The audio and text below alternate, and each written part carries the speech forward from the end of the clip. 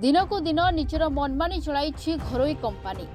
निज कंपानीर दूषित अलिया आवर्जना पानी बाहर को छाड़ी लोक मानक जीवन को विपद में पकाउछि। कंपानीर दूषित अलिया आवर्जना पानी बाहर को छाड़ा जो पाखापाखि 5टी पंचायत में यार प्रभाव देखा मिली। लोक मैंने व्यवहार करुवा पानी रे एही दूषित जल मिसिबा जो अनेक संक्रमण रोग व्यापार लगी। चाषी मानक अनेक फसल नष्ट होगा सहित निरीह जीवजंतु एही पानी पी जीवन हराउछंती। एभली दृश्य देखा मिली जटणी निर्वाचन मंडली अंतर्गत भुवनेश्वर ब्लॉक मेंढाशाल गढ़ी उठिथिबा शिल्पांचल एरिया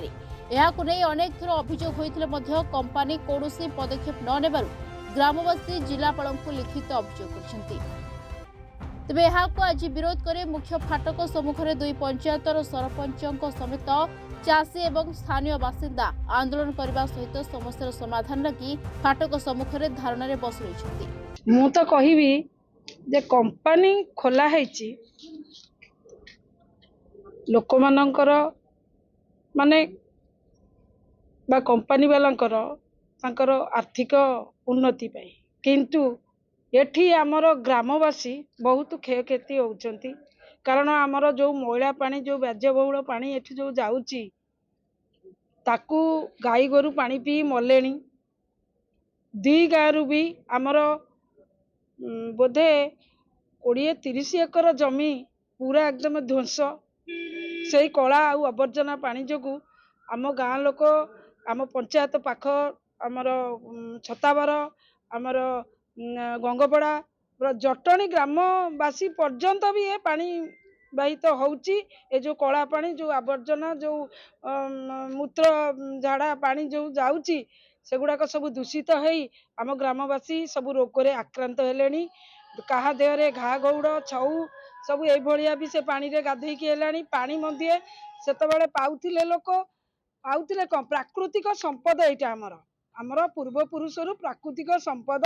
एटा पूरा आमर डेरासुरु पूरा जाउची आमर जटणी दया नदी पर्यंत। किंतु आर जदि सदुपयोग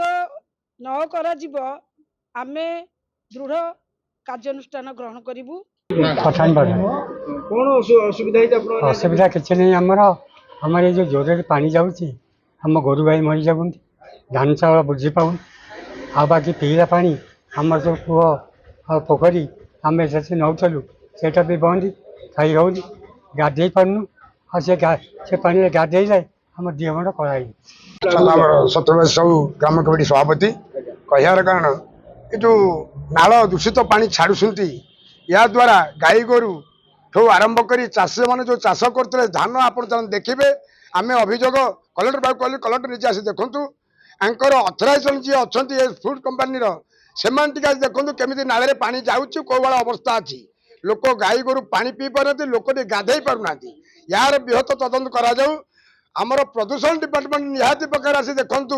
कौ प्रकार पानी जल कौ प्रकार अच्छी गाई गोरु कौ भाला मरुंट आप निज इनक्वारी कर देखु आम टे चिर उपकृत हम जमी चाषी मैंने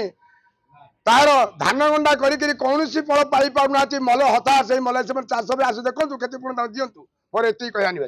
विष्णु प्रसाद डेंग सरपंच छतापुर ग्राम पंचायत। शुणु आमर गोटे ये जोर डेरासरू बाहरी पानी केनाल डेरासरू बाहरी आमर मेंढाशाल छतापुर गंगपड़ा दे जटणी लुहावाड़ शंख दे टोटाल दया नदी में पड़ी ये जोर नालटी आमर हूँ आम अंचल लाइफ लाइन जीवन रेखा। या द्वारा आम मैंने आम मानकर चाषी बंचती आम मानकर जीवजंतु गाई गोरु बंचती आम मानकर कूଅ पोखरी पानी रे भरपूर रुहे ये जोर द्वारा। एबे एभली परिस्थिति आछि मेंढाशाल जो इडको किसी जगह नहीं सी फूड पार्क नाम नामित कर 4-6टी सी फूड इंडस्ट्री की देइछन्ति से माने लीज रे जो थे B1 B2 अच्छे से साबेरी काबेरी अच्छा सब फाल्कन अच्छा एम सब कौन करुँच ये गोटे जल सब सब सिस्टम अच्छी जो प्रदूषित जल दूषित जल सब बाहर से ट्रिटमेंट कर गछलतार व्यवहार करेंगे गछलतार व्यवहार करेंगे किंतु एमाने कौन करुँच विदाउट एनी ट्रिटमेंट एमाने सीधा आम नाल को छाड़ुंट जोटा कि संपूर्ण रूपे गहिरत अपराध